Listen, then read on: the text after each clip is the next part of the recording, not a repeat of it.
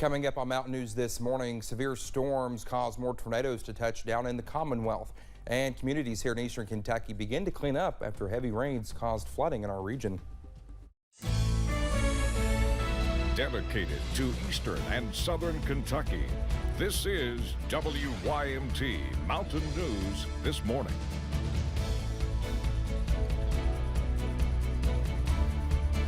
Good Monday morning to you. It is, I literally just said it's Monday. I was going to say it was Monday again. Oh, well. All right. It's snowing outside. Let's head over to Brandon for the latest look at the snow. And Brandon, right now it's snowing a little bit here in Hazard. I just stepped outside and it looks very pretty out there, but the snow's starting to make its way out of our area. So. Exactly. It's going to take a little while longer, but it'll be out here before you know it. Again, school closings and delays at the bottom of your screen. Also, just added Pike County in there. They're closed today and tomorrow for flooding. Not necessarily snow, but I'm sure they have some snow up in their region. Hit hard over the weekend there. We'll have more reports on that here in just a little bit. But as we go through the daytime hours today, we're going to continue to see those waves of snow build in for a little while before we get back into the forecast for sunshine later this afternoon. It's been a wild 72 hours, to say the least, from flooding to storms to snow, all in 72 hours. And a lot of snow for some places this morning. Winter weather advisories still in effect until 8 o'clock for our Kentucky counties, 11 o'clock for our West Virginia counties, rather. And those winter storm warnings in effect for 8 o'clock until 8 o'clock for our southeast Kentucky counties and southwest Virginia and East Tennessee until 10 o'clock. We're looking at low visibility in areas where the snow is coming down pretty heavy this morning, so be careful of that. Whitesburg Mountain, Pine Mountain there, US 119, snow covered this morning. So those higher elevations taking a pretty good hit this morning. So just kind of keep that in mind as you head through the first part of your day. We're going to continue to see that snow for a little while longer before it exits the region. Temperatures still dropping. They'll probably do that till about 9 o'clock this morning. Low 30s and upper 20s right now across the region. 44 our average high for this time of year. 34 is our forecast high for today. Nowhere near even close to the record of 70 set back in this day in 2000. Dakota? All right, Brendan, thank you. Well, Martin County Judge Executive Victor Sloan has died. Sloan had announced on Facebook in early December that he would not be running for re-election due to declining health. Now, in the same post, Sloan said he had been battling cancer for several years and his condition had recently worsened. Governor Andy Beshear appointed him to the position in April of 2021. Sloan's term was supposed to last until December of 2022. Victor Sloan was 57 years old. Congressman Hal Rogers and his wife Cynthia said they extend their heartfelt sympathies to the Sloan family and to the people of Martin County. The National Weather Service in Paducah has confirmed that an EF2 tornado hit Hopkinsville Saturday morning. Now, the New Year's Day twister was clocked with peak wind estimates at 115 miles per hour. The twisted metal being dragged down the street in Hopkinsville is what's left of the Marathon gas station belonging to Hema Patel. No warnings whatsoever. There was only flash flood warnings what we got. It wasn't a flash flood that took down her business. It was strong, high winds that sent gas pumps flying. My gas pump, everything blew away.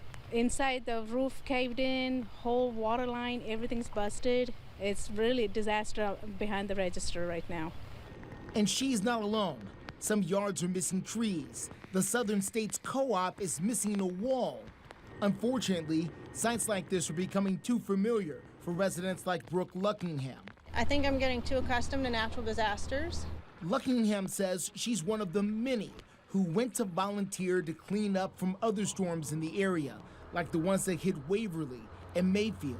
But now it's her hometown that needs the assistance. It's heartbreaking, especially in this community here. It's a poor community, and I just hate seeing this here. No one wants to see it here or anywhere else. But the cleanup and comeback for storm victims like Patel is already happening. Just keep us in your prayers and see what we can do. Well, Governor Andy Beshear declared a state of emergency Saturday after severe weather caused flash flooding and widespread power outages. The Commonwealth is still reeling from the December tornadoes that killed 77 people just last month. Well, the National Weather Service says at least 7 tornadoes touched down across Kentucky during Saturday's storms. That includes an EF1 tornado in Union City. Now, that's just outside of Richmond. National Weather Service crews were on site at some of the areas with the heaviest damage to determine if it was heavy straight line winds or a touchdown of a tornado. and a lot of that's driven by the direction of the damage. Is everything knocked down in one direction, or do we have stuff knocked down across the path? Wind speeds were estimated to reach 90 miles per hour. Heavy damage was reported in the area, with the entire trees being toppled over and even a carport being found in a tree. The National Weather Service says that after they finish surveying the damage in Madison County, they'll move on to Estill. The severe storms on Saturday hit hard all across the Commonwealth. Many people in Bowling Green, just weeks removed from the deadly tornadoes that swept through western Kentucky, suffered severe damage from the flooding and high winds. Many people were forced to seek shelter where they were. And we stayed there until it was over. We heard a large wind roar. You know, we didn't know that the front of the building, that half of it was gone, until we came out of that room. Terry Thornton is the owner of Thornton Furniture in Bowling Green. He says the storms ripped the sides off of his store, leaving debris everywhere. Thornton says he was helping a survivor from the Mayfield tornado find furniture just hours before the storm came through. Pike County is cleaning up after floodwater damaged homes and businesses during the weekend. More than 40 rescues were taken on, but as Kim Rafferty reports, some people are left high and dry, still trapped behind washed out bridges and roads. Communities in Pike County worked to clean up floodwater and mud from their homes. Heavy rain moved through Saturday morning, causing rock slides, blocking roads. Officials declaring a state of emergency. A lot of people work hospital, government jobs, so we're all just kind of stranded right now until they get it fixed.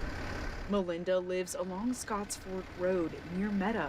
Floodwaters washed out their bridge. For residents, it's the only way in or out. The hole usually goes on about, I'll say maybe 4 miles, and there's probably about maybe 30 to 40 people stuck. All of us have work, their kids for school, which they're out till Wednesday anyway because of flooding. But Melinda was coming home from work when she first saw the road caving in. And as I got closer, I could see the hole. So I had to swerve around it the best I could, and I came back down about 10:30 last night, and the hole had grew. Now residents are stuck. Melinda says years ago the same thing happened, washing away the bridge. She's making a supply run, asking neighbors what they might need. I think everybody's good now. We checked on everybody to see if they need anything while we were out. In areas of Pike County like this one, crews are working long hours. As part of the county's emergency plan, crews are assessing flood damage, especially in the Belfry and Big Creek areas. I'm just thankful they're getting it fixed this quick. We're lucky we weren't hit as hard as some other places in the area. We're fortunate enough that we didn't get hit as hard, and I just pray for everybody else that got hit worse than we did. A muddy start to the new year for many now faced with cleaning and repairing flood damage. Kim Rafferty, WSAZ News Channel 3, Meta, Kentucky. Well, the Red Cross is making its rounds in the county. People in Pike County with flood damage are urged to call the Emergency Management Office. And as we just mentioned, community members in the Belfry community in Pike County woke up to major flooding Saturday. First responders took to the scene in Belfry with roads and neighborhoods flooded out. Fire Chief Nee Jackson says there were no deaths. His crews now have been speaking with emergency services on the next steps to take. He says right now that it looks like it may be breaking up some coming through western Kentucky, so that's what we can hope, that we'll get a little dry weather to start cleaning up.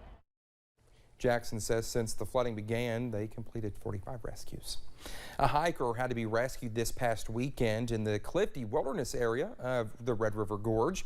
The Wolfe County Search and Rescue Team were dispatched after they received a 911 call from the stranded hiker.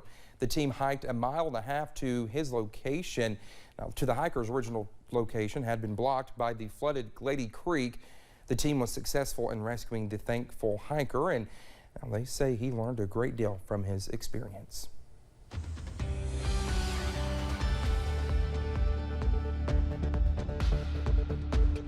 6:10 on this snow-filled Monday morning, the first one in January, starting the new year off with severe weather. It's been a wild 72 hours. Let's take a look, see what's going on right now. Snow on live pinpoint Doppler radar, but it's getting closer and closer to the border. I do have some good news for you there for our neighbors in East Tennessee. That winter storm warning for Campbell County canceled.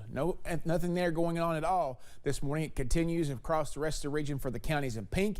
Counties in purple still under a winter weather advisory for a little while longer this morning through later today.